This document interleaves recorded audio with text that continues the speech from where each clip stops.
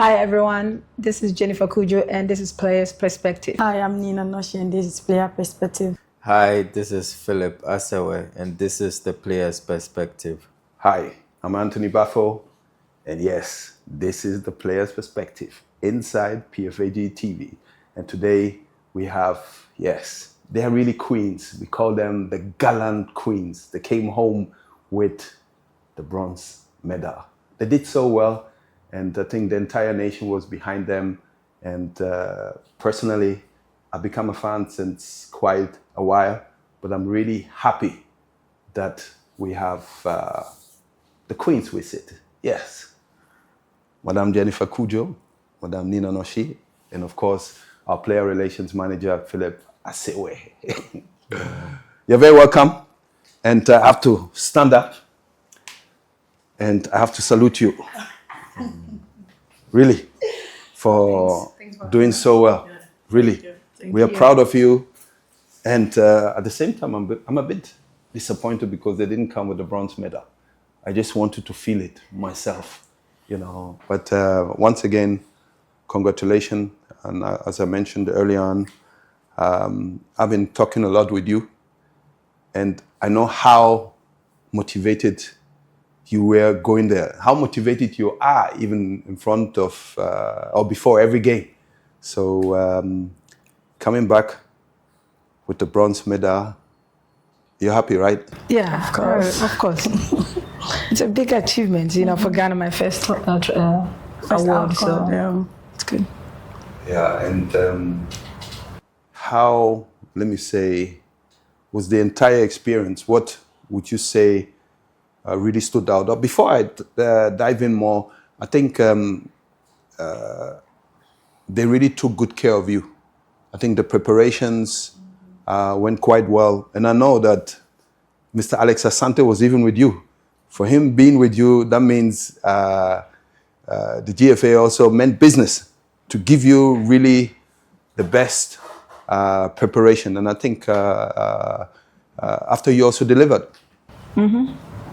I think it was good to actually travel with members of the national team that you haven't traveled before, and also to show commitment that, okay, they are with us from beginning to the end. So for me, it was good to see that, and just those little things also add up into us, you know, pushing us to get to the finishing line.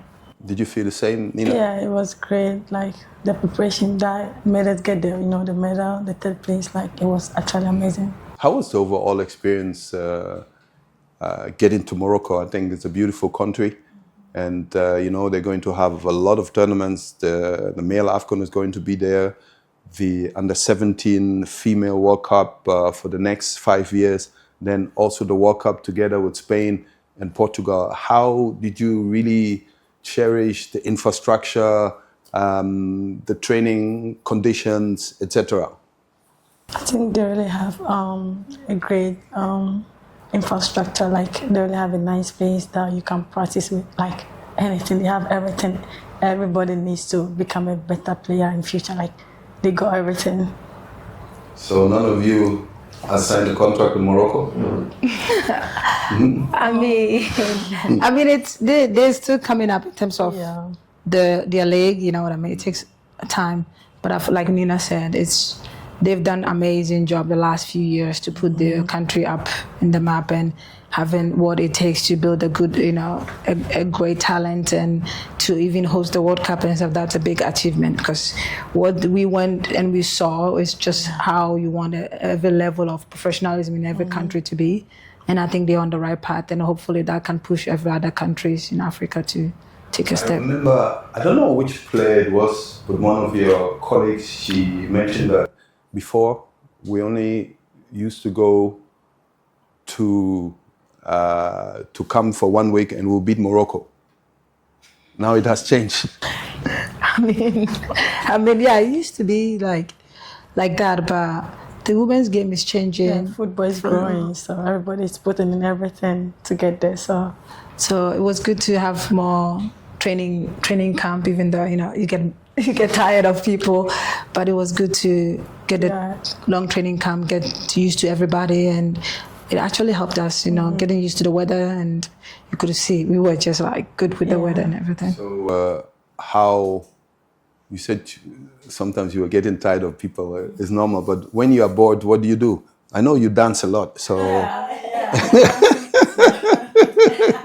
my roommate too. Yeah, it's just we just click. I think. Most, Yeah. I think it was just that gives you happiness. Huh? Yeah. I mean, I was following everything you guys were doing. Yeah, I think All these dance moves, are they from Sekendi or? It's Nina's moves. So Nina's moves. Okay, she's the choreographer. Yeah, she is. Okay. And I just learned. I was just listening. I was just watching, and then I get it. I think it actually helps to release stress release and stress. everything. There's so much, every day.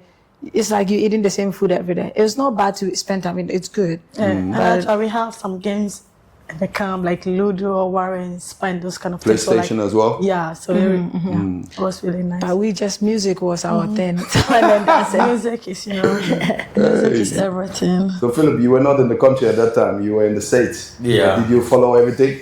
Yeah, I did. I mean, I tried to mainly catch up on a few of the highlights. Yeah, and I mean, obviously, I think they had a slow start, but they were able to pick up. And then I think when it mattered most, they were able to, deliver, especially by winning the last group game and then going on to go through quarters and then just unfortunately, that defeat in the semi-final, which, we're all expecting them to, get over the hump. Penalty. But, yeah. Our how do you call it? Our Achilles heel, which has been, a problem for Ghana since, showed up again, and then unfortunately we weren't able to get over the hump. But I think generally the whole country was proud of, what they were able to achieve, and it's just a testament to the work that they've put in, the last few years. Because, for a very long time, the girls' game, they mainly struggled for a bit, but just being able to, rise steadily and then, basically tells everyone that this crop of, girls are here to stay, and then with the right, support, they can, go to the very top. Yeah. Even if you talk about the opening game against South Africa, I think that we did quite well in the second half. There were some individual mistakes in the first half, but I think we showed South Africa that we are there, and we want to go further. What really stood out for both of you in terms of when you realized from your head, your mindset, that we can make it, we are as equally good? For me, watching that South Africa game in the stands, like you said, because I think we actually had a good game in the second half than the first half, because I think we have young players as well, and playing in the first tournament, there's always a bit nervousness that comes in. But I feel like we already knew we were not coming home. I feel like we just, every time we keep telling ourselves, like, we're not coming home this time, just soon, because we know what is at stake for individual, what you would want, your family, and coming home and nothing, So I think we used to make it like a joke all the time, like, we ain't going home anytime soon. So even though when we lost that game, that we knew people didn't believe in us, but we know that we'll find a way to, overcome it. But I think after Mali, that's when we were like, we ain't coming back at all. And we started picking it up, and we knew, like, tournament, you can start slow, but it's just how you're going to go. Yeah, for me, that's how. Like what you said, from the scratch, we actually knew we were not going to come back. Even though if we are even coming back, we have to bring in something, back with something. Actually, if not a gold, at least you have to get something, but not empty hand. No, so we knew from the scratch. So that's why we had to put in all. No matter how it is, we still have to put in all. Yeah. I mean, we watched the press conferences, especially also when the coach spoke. But after the first match, what did he tell you internally? I could see also sometimes, you need to grow also during the tournament. Sometimes there are communication gaps, etc. But you, the players, there's the coach who will speak to you, but did you also come together as players to, like, you meet in one room of 5, 6, excuse me, key players, and you say, hey, we have to do this better, we have to do this better. Did you do that? Yeah, we do that. You are the vice captain. Yeah. Portia is the captain, you are the deputy captain. Yeah, we did it a lot actually. Yeah. I feel like every game. Every game we have probably 2 meetings. We have meetings before games, meetings after games. We have our own way of tackling every game by game and how to approach it, you know. So there was a lot of meetings because every game we come together and we're like, this is not enough. This is enough. How can we do better, you know? But do you tell each other the truth? Yeah. Oh yeah. We have to be honest to each other. If not, we can't do what we want to do. Yeah, So we have to. Yeah, that's. So there was fire in the meetings. Oh yeah. Always I mean, fire. if you don't like it, you hear it. Yeah. But there's one particular meeting that I think stood up and changed everything. I can't put it out there, but there was a meeting we had in a room where. After which game? Before which game? I think before our last game of the group stage. Yeah. I think that was something that shook everyone, and it made us, you know, like, after that game, it's like we're going, because it was the game that has to be decided. We've already had a lot of meeting, and then it was a meeting that changed everything because it was more blunt, it was more honesty, more openness. Everybody was willing to accept anything that anyone is saying, any mistakes, things that we need to do, and from there, it's just crazy. We just showed up like it's our last day, and everybody was fighting for the badge. You could see it in that Tanzania game, not because we scored for goal. You could see it from beginning to the end, and then from the next game against Algeria, and then from Morocco. Like Morocco was even what. Man, what a match, man! What a match! Yeah. So that's how I think that conversation is. How did you prepare for Morocco? Because first of all, you were playing against one of the favorites, and you were playing against the host. Like, you were playing against 12 players, because they were fanatic. You had like I think 50,000 in the stadium. I think for a player, it's fantastic to have an atmosphere like that. It motivates you. But Nina, it was not easy. But you know, I think when during the friendly, they scored us 1, so we were like, "This is the time for revenge." So we went in. We wanted to take our revenge on them, but like, it is what it is. It happened. That friendly, I came. I watched it. Yeah. Yes. We wanted to take our revenge so badly, but yeah. But I think, like she said, you don't want somebody that beat you twice, you know. And like the same happened to South Africa and stuff. I think that game we actually had a good moment and stuff. We didn't start well, but the tournament itself, like just the atmosphere, it was incredible. And being able to play it in front of that crowd, if you've played, you know, that's something you want. That's where you say also women football has really grown, and we have to use the momentum to push. So it was just good. I was feeling the energy. We want to feel like that was our first outcome, so we wanted to at least bring something home. If not a goal, at least there must be something. Yeah, that's true. Because everybody showed up, and I was just proud of the team. Like, we went to 120 minutes. It was just incredible. And you see, what I like about this is also, you see, you have all these young and upcoming girls who want to play football now, more football. And they have the Nina Norshies, they have the Jennifer Cudjoes, the Portia Boachis, the Asantewas. You understand? Then what's her name? Bonsu? Yes. And Chantal. I think they fit in quite well into the team. And you see, I know how it is. I was born abroad also. And coming to play for Ghana, I think you made it really easy for them. In all the interviews, you see, they were vibing with you. I think for them it was a totally different experience. I know. Yeah, because normally when they're in their respective teams in Germany, I think Bonsu plays for Carl Zeiss Jena, and Chantal went to Nottingham Forest now. Yeah. You see, I follow women's football. Huh? That's what we need. All the men. We love when you guys, follow us like the men. It's important. You had our full support. Everybody was watching it. I saw when you guys came back home, Dede Ayew came to see you, Ajuman Bedu came. That's good. So everybody really has an interest. I remember also Dede speaking. He said that I didn't know all of you before, but now I know all of you, you know. And this is really good. You had in your midst, I call her only African best, Adwobayo. Legend.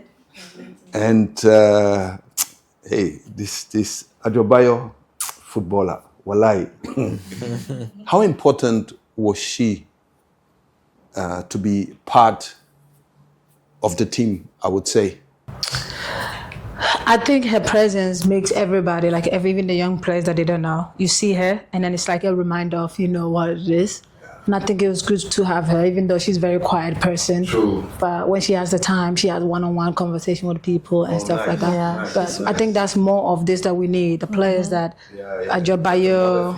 Big sister figure. Yeah, we need those players around our national team, like, you know, Semira Sulemana, Elizabeth Ado, all these players, like all these players that they've come to Memune to Sulemana, all of the, you know, like those, you know, Shiro Klein and all those players, if they are around, it's like, they should have them all around when in terms of like this time that we're playing, because all the young players, they've heard their name, they don't know. They need to be able to come around the team and also do a little bit of just even showing up. Yeah. It reminds players, it made them to know, oh wow, this players played, now it's my turn. I think it's also a motivation for the players. I think when you come next, Jennifer, I think we spoke about it a couple of times, to organize something nice with you, the current players and the legends, you know, and you know, she's a tough lady. Yeah. When sometimes we do something with the legend, she will call me. She said, "Hey, Mr. Baffoe, you have to put females in there too," you know. And then I said, "Well noted." But I like when people are outspoken. I like people with character. It's very, very good, and we are taking that into consideration. You know, way back it was Florence Okodems, Adwobayo, Mimuna, who always played matches with us. Yeah, you know. So we will definitely do that. So, I mean, WAFCON, great success. How was it for you guys when you landed? And these few days where you had a series of events, how was the feeling? I mean, I think the feeling is great. Like the way they even welcome us at the airport, it was so fantastic. We didn't expect, like, we knew they were gonna come, but like we didn't expect, like, a lot of them like that. Like, I was shocked. You did very well. We're proud, very proud. Everybody was behind us. I was like, wow, it's amazing. Yeah. It is actually good for them to wake up at 4 o'clock. Yeah, showing time, up. It for me, I'm so grateful. Like, I'm pretty sure Nino is also grateful. Just now feeling like we've done something for Ghana and people actually appreciated it for the first time. That's how I feel. Like, for the first time, feeling like you've done something and you've been appreciated.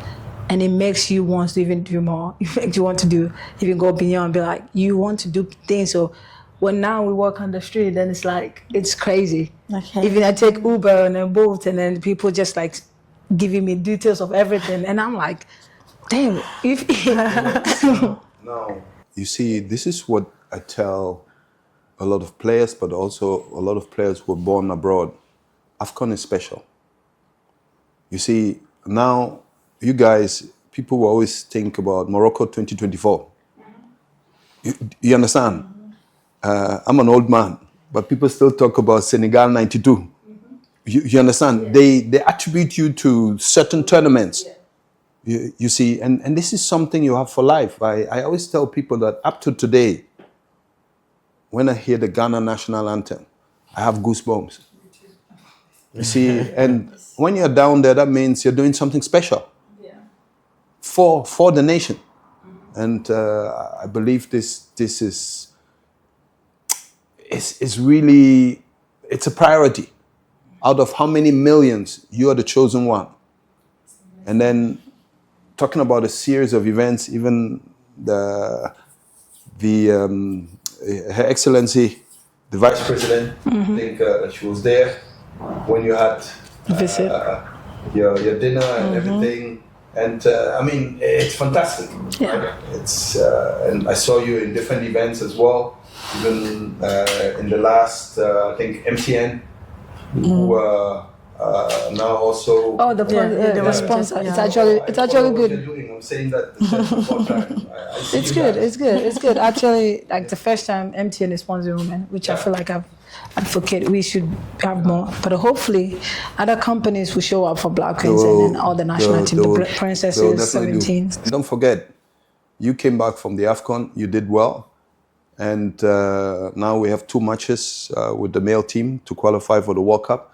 That will give another booster as well, you know. So it is very, very important, you know.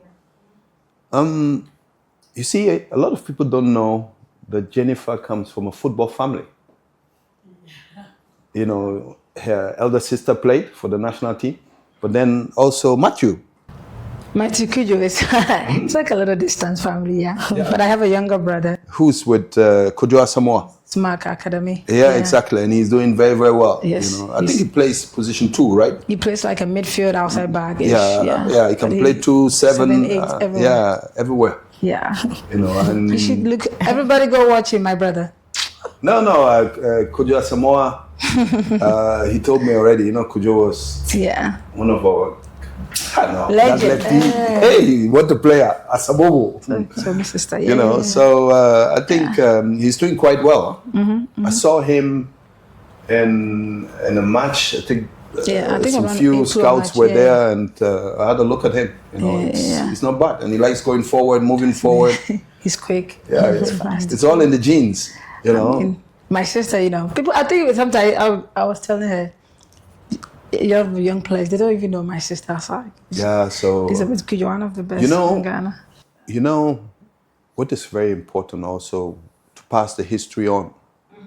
I think also the chief of staff, when they had the announcement of government support also for football and the league, he mentioned something. I think I've been saying that since many, many years, that we need a Hall of Fame.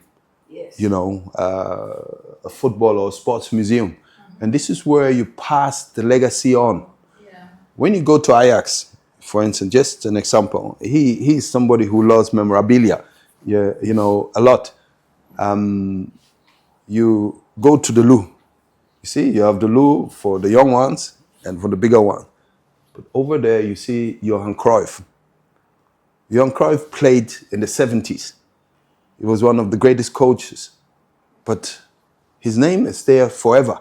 Johan Neeskens, etc. Marco van Basten, talking about Ajax. You know, it's history. You know, so I think when we do that, also all these names will not be forgotten. Or naming certain even stadiums or part of the stadiums after legends or teams. You know, it will help a lot, you know, to not forget all these names, you know, because I think women football is now, like you said, on the move, moving forward. So what is next for you guys? For me, what is next is to like probably go to the next WAFCON, go to the World Cup. That will be Mbeka's goal. To go to the World Cup and probably, you know, also perform for Ghana and for myself. Like, I'm grateful this. But you're going back to the States? Yes, I'm going back to the States and figuring the rest of, you know, where I'm going to play and all of that out. So, yeah. But, yeah. I'm sure you had some few touches after... The WAFCON, yeah. But there's a lot of decisions that I got to make, you know. Yeah. And it's not just me. Everything is included, so I have to take time. But I'm excited. I'm grateful. What about you, Nina? Yeah, I'm also going back to the States to get down with my academics. In Florida? Yeah, I transferred to Texas. I'm going to Texas, Austin. Yeah. You have to meet Usman Bukhari. Yeah, I will link the two of you up. Yeah, he's a very nice guy, and he's doing quite well over there. Yeah. So, and this man studied in America, so. He just got back from America, you know, organized some football clinics. You see, his pockets are big, you know, so, yeah, you know, yeah. So for you, Nina, We told you a little bit about the Professional Football Association of Ghana. Where you are, this is your home. This is the home of the players. Without players, there is no union. Yeah. So we are there to help you, to fight for you if there's any problem. And one thing which is also very important, he has been a player, played in Midyama, he played in the States. I've been a player, but we're all sitting here. And for us, it is life after football. You know, are you preparing for life after football? What do you envisage doing? Going into management, going into administration, coaching? All of that. I feel like I'm all of that. Yeah. Honestly, that's something All of that. I've been trying to do. Yeah. But I know you went to school. You did your degree. What about you? Same. Yeah. I'm actually doing sports management. I want to just be in the sports field. Yeah. Fantastic. I think that's one thing I like about the United States. Football and education comes together. The system is totally different, right, Philip? Yeah. Maybe you can explain us a little bit how it works in the United States. It's college sports, and they call them student athletes. So you're a student first before you're an athlete. So classes takes priority. They treat you like a professional. Their infrastructure, everything, gym, sports, nutrition, High performance. everything is on point, just like the pros. But then you're still a student. And so you need to make sure that you're taking your classes, you're not missing classes. They have a minimum level of, requirement as regards to classes that you need to take every semester. So usually maybe in season, you rather want to take maybe just 12 credit hours just to be eligible to play. And then that's in the fall. And then in the spring, if you want to take 15, and maybe in the summer, if you want to take classes as well, you're allowed to. So they treat you just like how they would every other professional, but then you're a student. So you need to pass exams just so you can be eligible to play. So there's a minimum hour. Yeah. Or minimum hours of classes you need to take, and then with the grading too, you need to meet a certain level of GPA to be eligible. Once you drop below that, you are ineligible. You can't play. Has that ever happened to you? No, because I want to play, so I still have to. I really want to play. So I think for me, my first year of college, because I had to transfer my credits from Ghana, and there's some classes that it was not giving me credit, but I still. What does that mean? I don't understand. So if you don't go to school, like you went to school in Ghana, your certificates, everything, the credit, US credit is different than some classes. It might be lesser. Okay. Because of the point, you have to have 3 credits for it, maybe maths. But in Ghana, that credit, even though like it's 4, but it doesn't match. So then it might give you a less point and stuff. But then after, when they did all the calculation, because not compatible. No, it's a different credit. Okay. Some work, some don't. But I played. They were. Yeah. So the funny thing was, during the WAFCON, I was just taking 4 classes online. I was top. But I like that, no? Yeah. It's so easier. I really like that. It's not easy, but you see, this is where you prepare, like I said, for life after football. Because there are a lot of, unfortunately, negative examples when you're without education. Even your contract, you will not be able to read it, Yeah, and I was listening to this, and someone who conducts interviews for organizations, and he was saying that whenever he's looking to employ people, the first group of people that he always considers are student athletes. That's in the States. And he said the reason was they understand what discipline means, because you might have to wake up at 4 a.m. to go to the gym. You have classes. You have to deny yourself for Friday, Saturday parties because maybe on the Sunday you have a game or Friday you have a game. Yeah. So just being disciplined. And so you're not like the regular student. You're doing stuff. You're basically going the extra mile. So these people actually, when they are recruiting and they are looking for people to employ, they would want student athletes because it's hard. You are living basically two lives. You're not a regular college student. What people go out to drink on a Friday night, you can't go out to drink. You can go to the party and maybe sit there and just watch them. Are you sure they don't go to any party? They do go, but the discipline bit. So, because the next morning you have to practice. Be ready. Yeah. So texted too, because we do a monthly texted, so you can get texted, and if you anything, it will come out and you'll be suspended. Yeah, but you can go to a party without drinking and everything, right? But it's all on you. Like the next day you have a game, you will go. Yeah, you have a game the next day. You have practice the next day. So, but you can go to the club till 6 a.m. and then at 9 a.m. You're still a student, No, you will not even show up to the field. Hey, we had players who did that. Hey, people will do it, but then you look at your career where you are, because it affects you. It may be not at the moment, but you know what I always say, clubs, they will always be there. Do you understand? Like nightclubs, they will always be there. Parties, they will always be there. So you can enjoy after your career too. I mean, once in a while you need enjoyment too. It's important because you cannot always be off season. Yeah. Exactly. But I love that. I really love that. But can you give me just or narrate a day of your life in combination with academics and going to training? When do you get up? And just a normal day with training in school. Day, my classes sometimes start at 8:30, so I have to get up like 7 o'clock. It's not far from the school. My apartment is not far from the school, so I get up like 7 o'clock. I shower, do everything, ride my scooter to class. After class, maybe if I have a meeting with my advisor or something, I'll just go maybe 30 minutes or something like that. Then after my is everything within the campus? Yeah. So it's not that far. Like it's a walking distance. Yeah. So my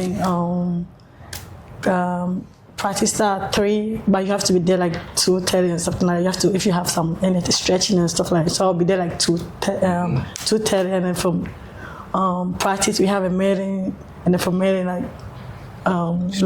dinner and some. Oh, like, it's crazy. It's just not. Yeah. So for you,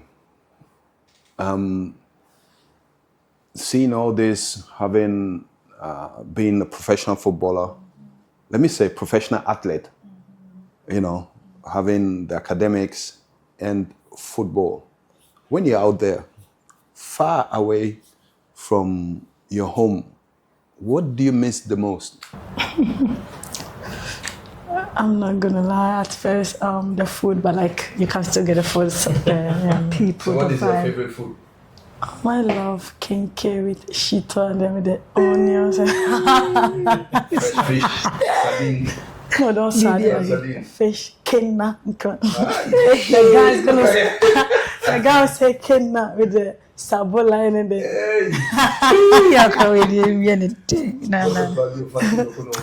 Me, I like jollof rice a lot, and I make fufu so much too. Yeah. But I think home, the food, but also I think the vibe. When you're home, it's home. Like, I don't need to call people, be like, hey, I'm coming over. I can just walk straight to the house. But now I'm used to just Nina, like, just wake it early stuff. But the vibe and just being home and. But once there's something special about home, home is always a home. So it's home. Yeah. Just the How many siblings do you have? I have 2, my older sister and my younger brother. What about you? I'm gonna say 6, but 5 now, and then my immediate brother is just 1. One. Oh, okay. Yeah. So yeah. Were they all into football, or did anyone play football? Yeah, my brothers play football, but not like competitive, like just normal. So we started with the top, and we're coming a bit down. How was it for you when growing up to play football? Back in the days, women's football was like they spoke about, they're tomboys, they're this, that, And I think all this is no more happening. It is now accepted. Was it immediately accepted by your family? My family love whatever I do. They support me in anything I do. But like outside, the people are going to say, hey, you're going to be this, you're going to be that. But like one thing about me is, I don't really care about what people say about me. Sometimes it's really hard, but you don't have to listen to them because it's going to discourage you. You have to focus. If this is what you want to do, no matter what they say or what they do, you have to still be focused. So sometimes I don't care. I don't really. What pains you the most when people talk about women's football? Is there anything you think sometimes we could do better or be more careful about? That's a good question. If it's not coming now, what about you, Jenny? I think, especially hearing people talking about women's soccer, it's just like the disrespect that people give to women's soccer. That's one of the things that I used to hate so much, when to hear people about like, what is it? It's not going anywhere, without actually taking a look to see what women are doing. Those are the comments I used to get, and I'm like annoyed. But now growing and understanding the game, I'm like, I don't need to say to you, just watch it. And then so it's good to now see that the little things we've done all these years, now people are seeing it. Like, this is something we've done for long. Like Nina said, like me growing up, my mom loves soccer, my dad plays soccer, my family's soccer, but the community and people around, negative comments and people thinking, oh, you're not going anywhere. It's like, you have to have a mentality of like, I don't care. Yeah. And I think that's the picture for me growing up, having my sister being also a player, made me like, I need to pass it if she's going, and that's the mentality that got me to where I am today. So it's now, things are changing now. It's good to see people actually walking around and, like the girls doing a great job. And I was like, yeah, this is what it's supposed to be. Yeah, and I think also, if you look at the WAFCON, the coverage, fantastic. Prior to the match, on social media, and the way you guys were marching into the dressing room, etc. And also, if I go from the WAFCON to the FIFA World Cups, I remember in France, they had the record viewership, and then later going to Australia and New Zealand. I think that was just extraordinary. And you are glued to the TV. You want to watch them playing. If you even watch the Euro as well, the same thing. It's good stuff, good level. And I also think now for you guys, it's also important to continuously qualify, and also, of course, to go to the World Cup. That should be one of your great ambitions, right? Yeah. Who are your role models when it comes to football? Well, me growing up, I had Kaka from Brazil. It's one of the. That's why Jennifer Cudjoe. Yes, that's what I got. I loved him. I think I have some similarity, the compose and stuff, so I love that. But then also I had Alex Morgan as the mentality, her mentality of not giving up. But as time goes on now, I've begun to love a lot of players, but now I still have mentors in my life that this also play, like Elizabeth Ado, Samira Suleimana. They've become my mentors now because they've all have a different perspective in life. They're doing well. And they're doing well. So they are the players that is like, in terms of when it comes to football, and I'm going through some phases where I'm like reach out and they're trying to give me their knowledge. And also in Europe right now, like there's a player in US called Lauren Holiday, one of the best midfielders that I loved watching her play. So those are the people that in my life I feel like they've been an inspiration to me. Nice. What about you, Nick? Growing up, I always look at Martha, and I had a chance to play with her. Because she used to play like when I was in Florida, we play a friendly game with them, so I play with her. But now I have so many people I can't even mention. Let us know some names. Put them on. No, that's okay. It's fine. Yeah. She want to keep it cool. Just No problem. Great. So you guys you'll be leaving the country soon. Yes. And I think for us, here from the PFAG. We just want you to know we're always going to be there for you. We are sitting right with one of the player relations managers. You guys should exchange numbers. If there's anything, you should know that this is your home. You're always welcome here. And I know Jennifer, she's a lot on my toes. So if there's anything, but I like it. I believe that let's plan for something. I don't know if you're coming in December. God willing, And really, we should have something like a nice women's football current players, legends festival. Oh yeah, I think that one. That's a good idea. Yeah, let's work on it. Let's work on how we can do it and bring your ideas together, and we see how best we can really materialize it. I'll write a proposal myself. Okay, no problem. You know, I'm always there for you. You know, no problem. So, Philip, thanks a lot. Yeah. Do you have any last words for them? I mean, so I was just going through Jennifer's career with college and everything, and I saw that I think you did a year in JUCO, Yeah. then 2 years in JUCO. 2 years in JUCO, 2 years in NAIA. 1 year in NAIA 1 and year. 1 year in NSCA. It's just a whole Okay, lot. but you won like the championship like 2 times, Yeah. right? Okay, and then after that, you kind of bounced in between semi-pro for a bit before you made it to the pros. And for me, what that tells me about you is, you know, just the mentality thing that you were talking about. Because, I mean, we understand the American system and how difficult it is, especially to break into, you know, the pros, especially for women, you know, for an African woman, you know, because maybe girls in the States, they start playing at maybe 5-6 years olds. They have personal training.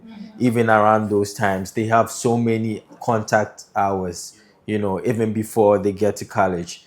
And for us in our dispensation, maybe we don't have so much of that.